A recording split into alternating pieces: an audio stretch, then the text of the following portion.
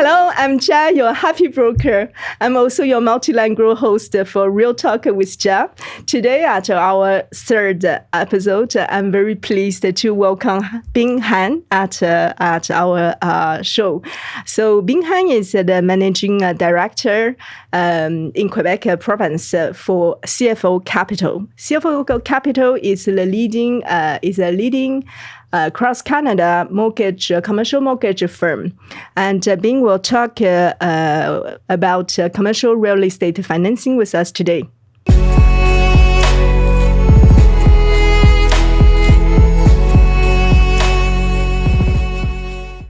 So, hello, Bing. Hi. Hi. Thanks for having me. Thank you for joining us. So, actually, we know each other since like so many years, right? Yeah. Yeah, you're from Shanghai. Lost counting. Yeah. Me too. You're from Shanghai. I'm from Taipei. We both have chosen Montreal to establish our own families and our careers as well.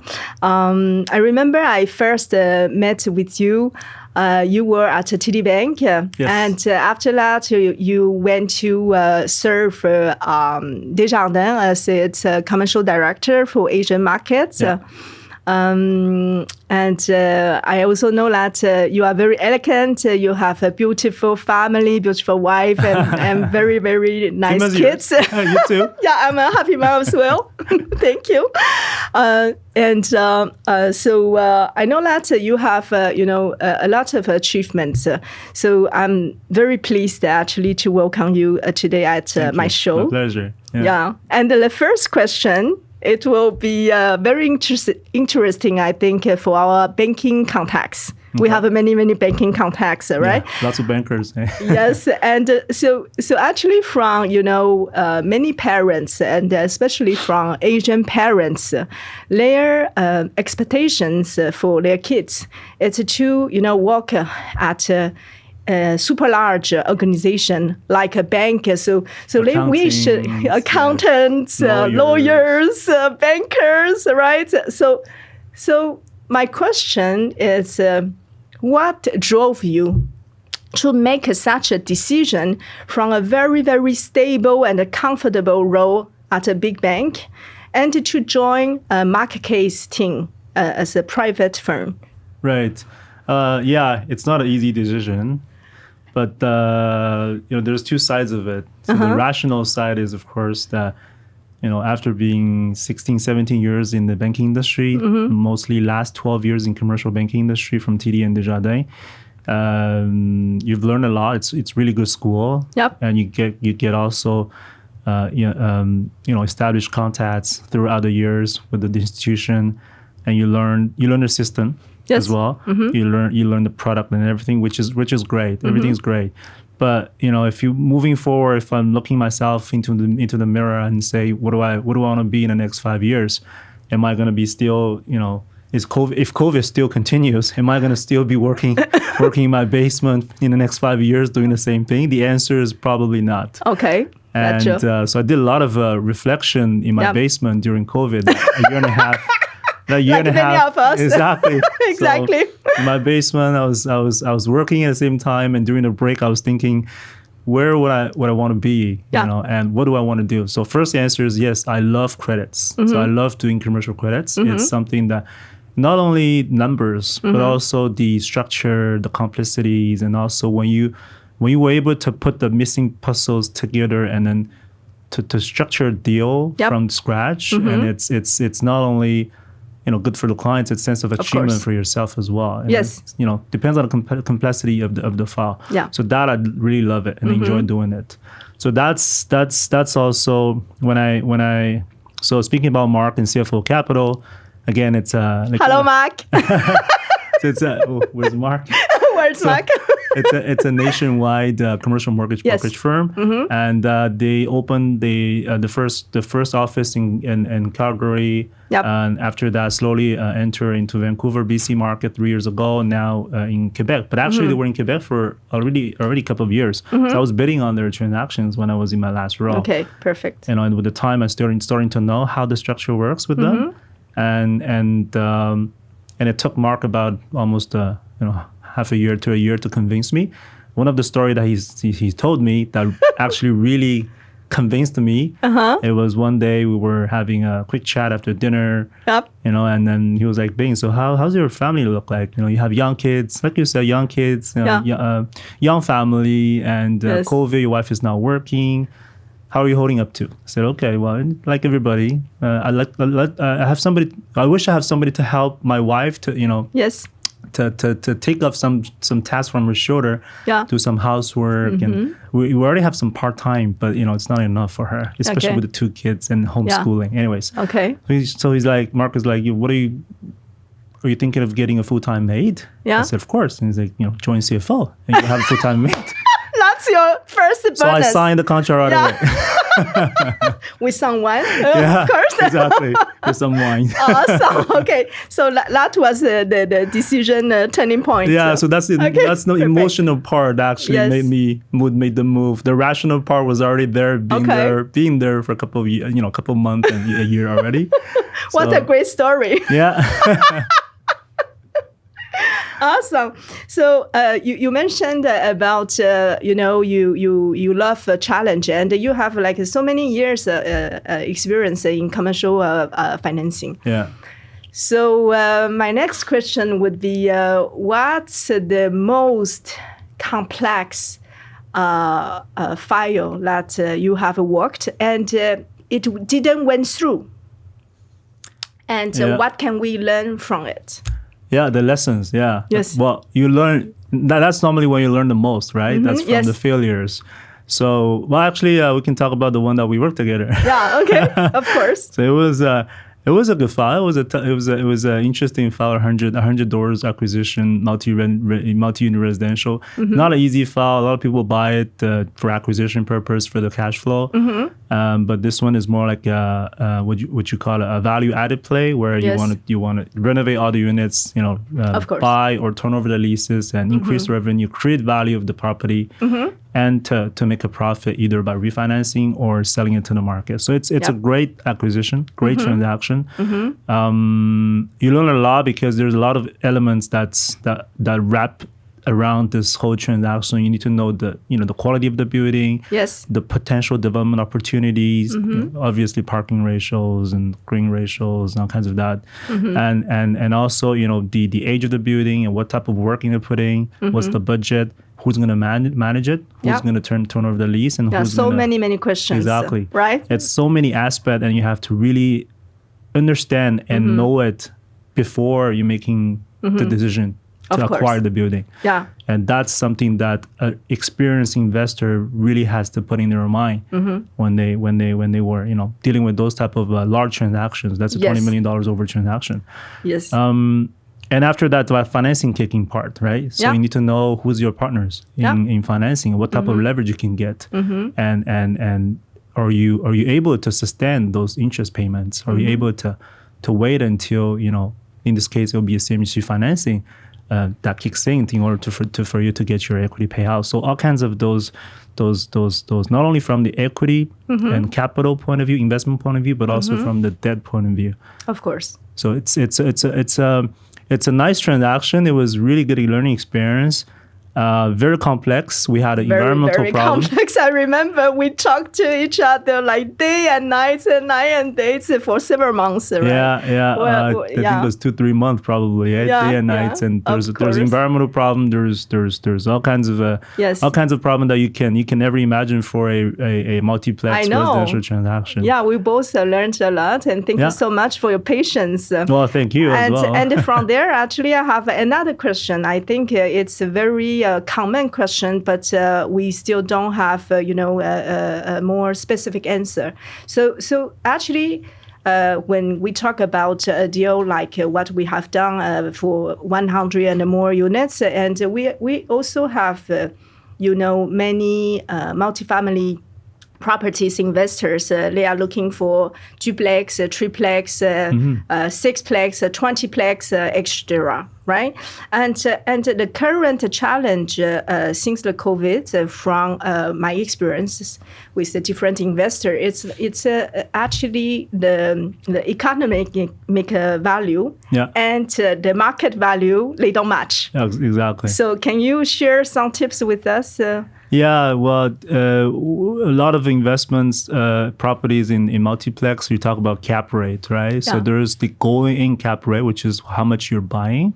And also, well, that's easy math, easy calculation. And also the bank's perspective, the lender's perspective, which is the economic value. Yeah. And there's a huge gap. There's discrepancy. The reason is being, you know, the first of all, you know that better than I do. There's not enough supply in the market. Location is a key. Land price is increasing, and in order to build such a building in this piece of land today, the cost of construction has rising dramatically. Yes. So, you know, people are buying. They want to buy a stable property. They don't like to put into bank account for like 1% interest, especially it's still low interest. And so even if it's a 3% or 4% return for multiplex investment, it's still better than putting into the bank. Of course. And you have a piece of real estate, you can appreciate the values over the time. So that drives a lot of the, you know, people going to the multiplex investment market, which is good. Me, myself also, I love that market. But one thing you have to pay attention is your cash flow. Like this is when a banker will look at when you go to any bank for financing, when you buy it. So most often we see that the loan to value is not what we expected. And all of a sudden you don't have enough money to buy it. Yeah. Or you bought it, but you're finding yourself your negative cash flow. Yeah. That happens more and more in the current market. Exactly. Yeah, it's very hard to find cash positive investment properties in Montreal. Absolutely. So, you know, the investors really have to look all the aspects before they make that decision. And also, you know, I'm not saying that there's no good deals in the market. There's still good deals in the market, but you have to really dig deep. And at the same time, decide what strategy you want to go. There's all kinds of different strategies if you want to buy. Older building that you can convert, or older building that you can renovate and increase the rent. That's one strategy. Or you buy a brand new building that's just being completed. Yes. And even the builder will probably help you lease it out, right? Yes. Many of my projects are currently the sellers. They are like builders, real estate developers. They sell for a cap rate with the lease, secured with the lease. Exactly. Yes. So that could be a very interesting project because you don't have that much of maintenance. You know the building is, you know, no headache at all, and minimum amount of management as well, minimum amount of money to put in for the capital investment. So that's a strategy also for people that want a peace of mind, right? Of course. And with the higher price tag, but you get what you pay for. Of course. And actually, maybe I think several investors, they don't know yet, but in Quebec, there is also the Les Régies du Logement. Such a pleasure to work with. What a pleasure. Yeah. So especially for landlords.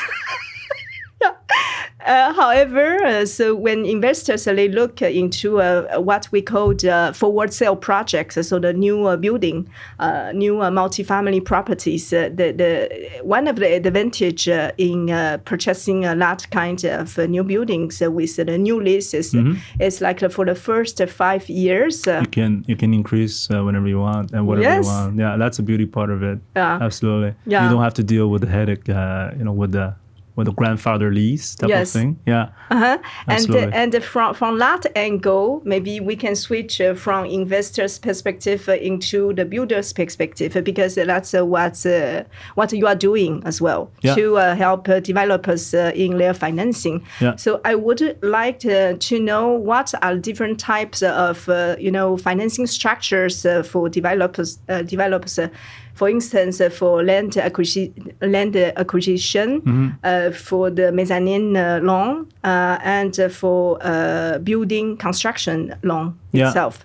Yeah, well, exactly. So it's from it started by the land, right? Once you spot the land, and if there's going to be some land financing that can be achieved, depends on the time horizon of the land development. Okay. How much, if you want to change the zonage, if you want to change the density, is the land clean or not, and how many units you want to build. Is it if you're lucky, it's in Montreal, then probably it's going to take a lot to go through CCU and change everything.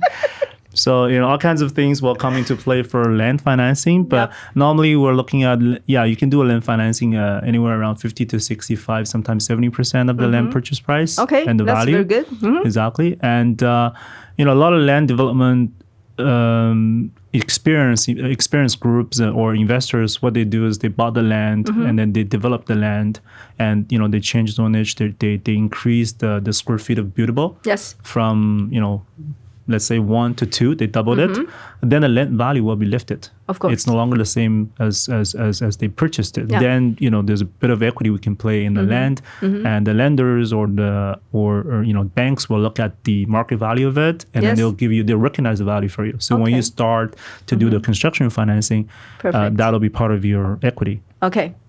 So that's really the land play. And then once the land is ready to be built, then it comes to construction financing. So like you were mentioning, so the construction financing could be simply as just a senior financing, with a bank or with a big company, a loan firm, for example. Traditional loan. Exactly. Or it could be structured with, like you mentioned, mezzanine. So the traditional lenders could go as high as to 75% of the cost. Okay. And you can add a mezzanine financing on top of it, which it could range from 8 to 10 to 12%. Okay. So the total leverage will become, like, instead of 70%, it will be almost 85, 88%. So that will give a lot of freedom for the investors. Yes. The actual equity from their own pocket. Good. That's the senior piece and the mezz piece, or it could be an AB type of structure. But that's in the construction, it's less, but you can still structure something like that at AB. So A being the senior, B being the B lender. Okay. That could work as well. Yes. And then once the construction starts and towards the end, depends on the project. If it's rental, then your exit will be a long-term financing with traditional bank or with CMHC.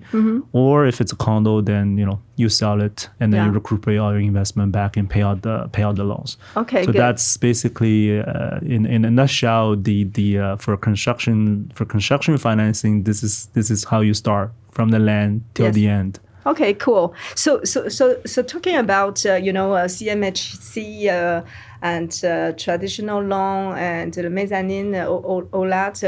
Do you see like trends? Like we have more and more, mezzanine loan instead of a traditional loan because of the differences between the market value and the economic value.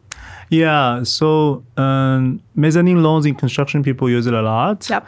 And also, one thing I didn't mention is also once the property, or even the property that was that's existing property, it's always with CMHC.